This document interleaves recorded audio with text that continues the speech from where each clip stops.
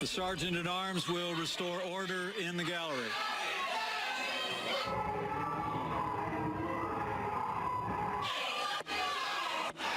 The Sergeant at Arms will restore order in the gallery.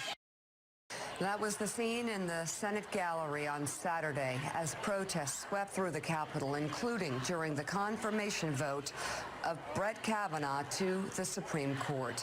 The Senate confirmed Kavanaugh in a 50-48 vote Saturday afternoon. In a private ceremony, Kavanaugh was sworn in by both Chief Justice John Roberts and retired Justice Anthony Kennedy, the court's longtime swing vote, whom he will replace. Tonight, President Trump will hold a swearing-in ceremony with Justice Kavanaugh at the White House. Good morning and welcome to Morning Joe. It is Monday, October 8th. With us, we have MSNBC contributor Mike Barnicle, former advisor to President George W. Bush, now co-creator and executive producer of The Circus on Showtime, Mark McKinnon, White House correspondent for PBS NewsHour, Yamiche Alcindor, and historian, author of The Soul of America, and Rogers Professor of Presidency at Vanderbilt University, John Meacham. He's an NBC News and MSNBC contributor. And Joe, why don't you try and set the scene for us, what this will mean for the midterms, what this will mean for Democrats, what this will mean for Republicans, the Senate. I could go on. What does this mean? Well, we'll hear from our esteemed guests, but a lot of talk, Mika, this weekend about how this was going to be different. The Supreme Court would never be respected again. The Supreme Court wouldn't be able to work together again. Of course, in that swearing-in ceremony, also Justice Kagan, Justice Sotomayor was there. The Supreme Court will go on. And the United States Congress will go on. The government will continue its business. The only question is, who is going to be running it? Is it going to be run by Mitch McConnell? Is it going to be run by people who did what they did over the past couple of weeks and then were cheerleaders? I mean, and that's going to be actually our first story after saying that we were trying to get a justice on the Supreme Court that was impartial, that was neutral, that was going to be an umpire and ref and tell it down the middle. They spent all weekend gloating like they had just won a high school football game on Friday night.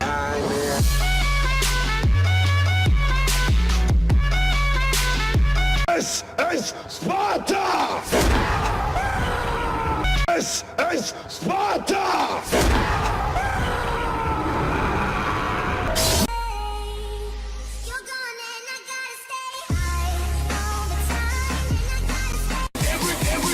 Everybody fucking jump! It was shabby and it was sad, but Mika, 30 days. If you don't like what happened, right? You can scream in restaurants all you want. You can protest all you want. But you got 30 days to register your friends, to register your family members, to get them out to vote, to change Washington, and to change the world. Yeah. And if you don't like what happened this past weekend, or if you love what happened this past weekend, you've got 30 days.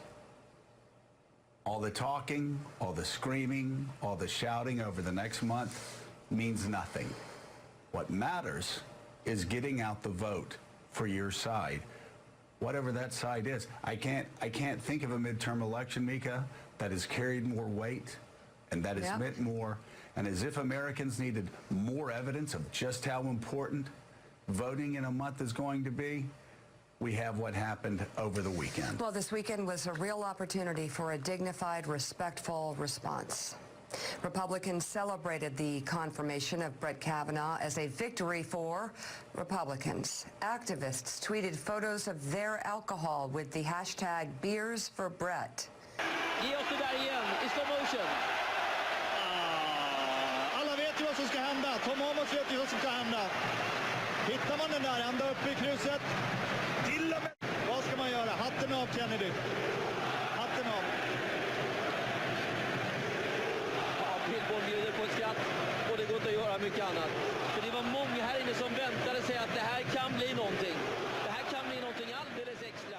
Och det blir... Cornyn posted a photo of sparkling wine, writing, "Not quite beers for Bret, but bubbly for Bret instead."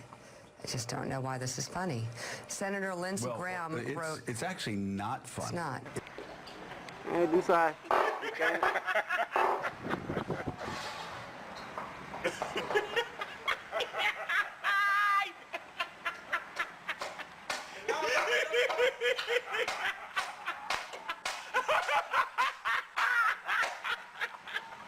Esa fue el violoneta. Det var ju värre än lektionen nu. Så här lektionen.